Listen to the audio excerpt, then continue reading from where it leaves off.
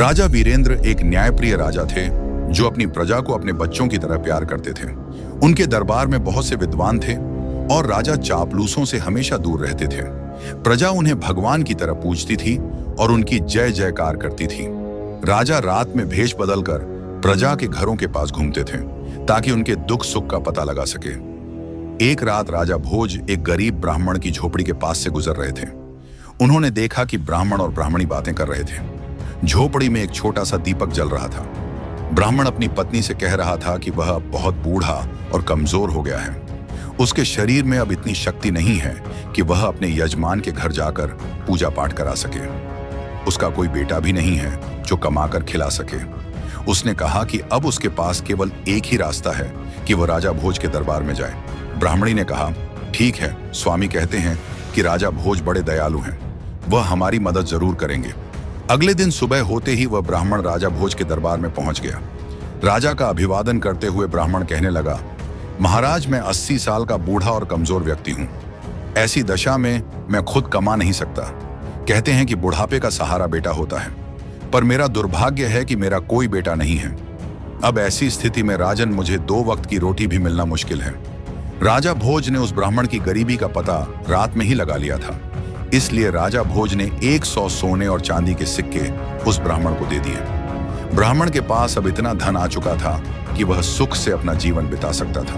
ब्राह्मण खुशी खुशी घर पहुंचा और वह रुपए एक लकड़ी के संदूक में रख दिए। किंतु रात में एक अजीब घटना घटी। सुबह जब ब्राह्मण ने संदूक खोला तो सारे रुपए गायब थे। ब्राह्मण सोच में पड़ गया कि उसके घर के दरवाजे सुबह तक बंद थे। कोई व्यक्ति घर के अंदर आया भी नहीं तो रुपए कहां चले गए। वह ब्राह्मण परेशान होकर सुबह दूसरी बार राजा भोज के दरबार में पहुंच गया और रात का सारा हाल बताया।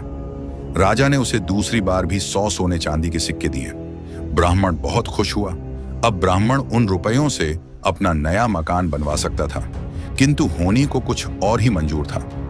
ब्राह्मण रात को गहरी नींद में सोया था। उसने सपने में देखा कि राजा भोज उससे कह रहे हैं, ब्राह्मण देवता, राज्य पर बहुत बड़ा संकट आ गया है, इसीलिए मैं वह रुपए लेने आया हूं जो मैंने सुबह तुम्हें दिए थे।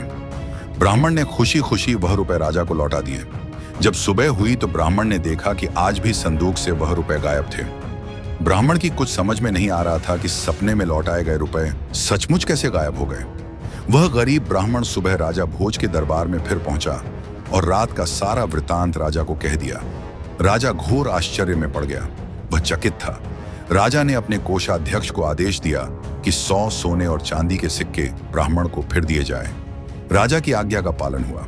ब्राह्मण खुशी खुशी घर पहुंचा, लेकिन राजा भोज ने निश्चय कर लिया था कि वह आज रात खुद ब्राह्मण की कुटिया के पास पहुंचकर सब कुछ अपनी आंखों से देखेगा। रात में राजा जब ब्राह्मण की कुटिया के पास पहुंचा तो रात के तीसरे पहर की घटना देखकर राजा हैरान था।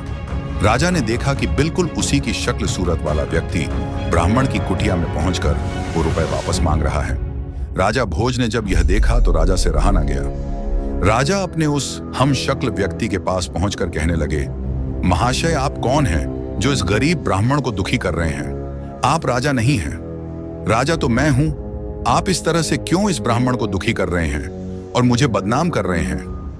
राजा के उस हम शक्ल ने राजा से कहा, राजन, आप नहीं जानते कि यह गरीब ब्राह्मण अपने किए गए कर्मों का फल भोग रहा है। इस ब्राह्मण के रुपए या तो गायब हो जाएंगे या इसका बना बनाया मकान गिर जाएगा। यह इन पैसों का उपयोग नहीं कर पाएगा क्योंकि सुख इसके भाग्य में है ही नहीं। राजन, हर व्यक्ति को उसके किए गए पूर्व कर्मों का फल मिलता है। इस ब्राह्मण की गरीबी इसके पूर्व में किए गए कर्मों के कारण ही मिली है। राजा भोज ने कहा, इसमें कोई शक नहीं है महाराज, लेकिन मैं आपसे विनती करता हूं कि इसे कोई दंड न दें। इसकी करनी का दंड मैं भुगतने के लिए तैयार हूं। राजा ने बहुत विनती की। तब राजा का वह हमल कहने लगा, राजन, होनी का दंड तो सबको मिलता है। मनुष्य कर्मों और भाग्य का गुलाम है। तुम्हें भी अपने पूर्व में किए गए कर्मों का फल भोग